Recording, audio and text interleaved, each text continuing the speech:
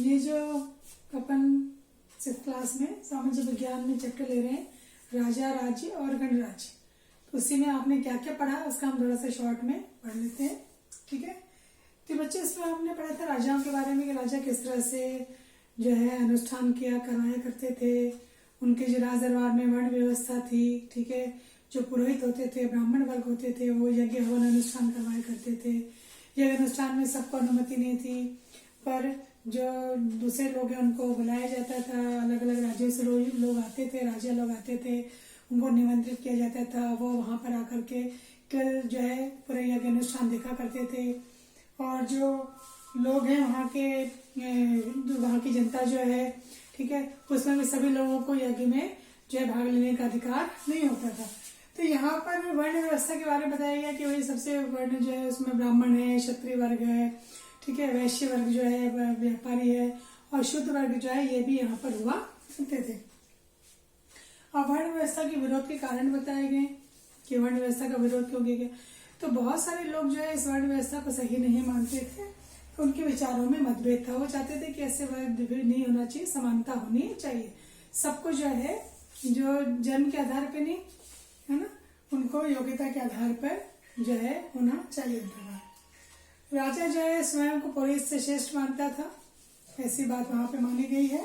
ठीक है, और व्यवसाय के आधार पर वर्ण निर्धारण नहीं होना चाहिए, ऐसा कुछ लोगों का मानना था। तो सबकी अपनी अपनी राय, अपने अपने मत हुआ करते थे। और कुछ लोगों का यह भी मानना था कि अनुष्ठान करने का अधिकार सबका होना चाहिए, सबको ये अधिकार मिलना चाहिए। फिर यहाँ पे जो वज्जीय संघ है और अन्य जो महाजनपद हैं उनमें अंतर क्या था कि ये जो वज्जीय संघ है यहाँ पे आपसी मेल जोल से, सलाह लेकर के, मशवरा करके, सभाएं करके, चर्चाएं करके, ठीक है, आपस में मेल जोल से कार्य किए जाते थे। जबकि अन्य महाजनपद जो यहाँ पे राजा सलाह तो ले लेता था, पर ये अपनी स्वेच्छा से ही कार्य करता था, किसी से पूछता नहीं था।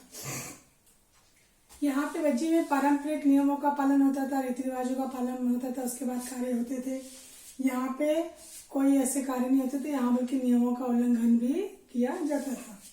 तो यहाँ पे पूर्ण और नियमित सभाएं होती थी, जो अभी अपन ने चर्चा की, समय समय पे चर्चाएं वहाँ होती थी, सभाएं की जाती थी, सबकी राय ली जाती थी।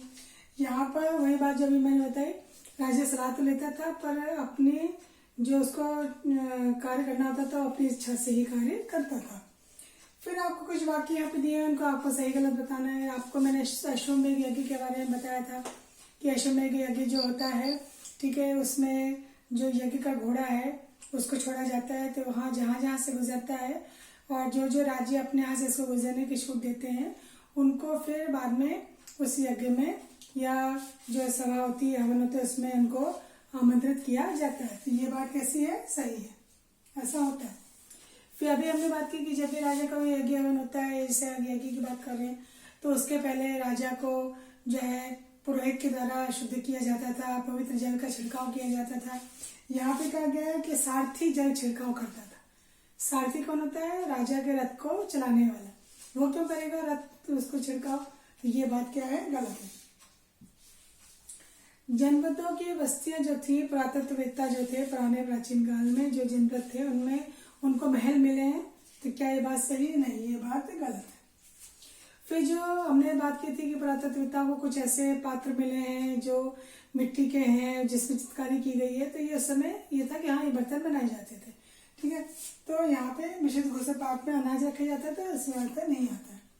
फिर नगर में किलेबंदी थे, यहाँ पर जो है किलेबंदी वाले थे नगर, तो हाँ, ये सही है आंसर। ठीक है, अब ये जो सभाएं होती थी, सभाओं में कुछ लोग हिस्सा नहीं ले सकते थे, उसमें स्त्रियां, दास और कर्मकर जो है वो हिस्सा नहीं ले सकते थे। और आज इन्हीं लोगों को मतदान का अधिकार मिला हुआ है। तो समय के साथ साथ परिवर्तन आता है।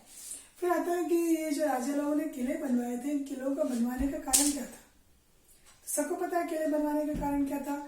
एक तो राजा अपनी सुरक्षा चाहता था, अपने राज्य की सुरक्षा चाहता था, अपनी जनता की, प्रजा की सुरक्षा चाहता था। ठीक है, और सुरक्षा किससे? बाहरी आक्रमणों से।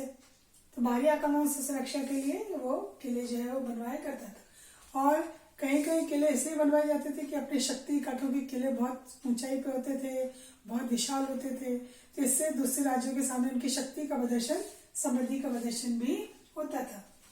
तो इसके लिए ये वहां पे किले बनवाए जाते थे। और हम बात करें पहले की प्रक्रिया में, चुनाव प्रक्रिया में, आज की चुनाव प्रक्रिया में क्या फर्क है। तो आज की चुनाव प्रक्रिया में अंतर ये है कि आज जो है हम सभी देखते हैं कि मतदान होता है, मतदान के द्वारा चुनाव कराए जाते हैं। ये आज का चुनाव प्रक्रिया है। फिर कर कौन कौन देते हैं, आज के समय में कर कौन देते हैं, व्यापारी कर देते हैं, शिल्पकार कर देते हैं, पशुपालक कर देते हैं। तो उस समय में भी कुछ व्यवस्था थी और वर्तमान में भी कुछ व्यवस्थाएं हैं। तो ये क्वेश्चन अभी आपका जो है वो इस बारे में, राजा, राज्य और गणराज्य के विषय। तो ये आप अपने बुक में देखेंगे, आंसर ठीक है ढूंढेंगे और उसको करेंगे।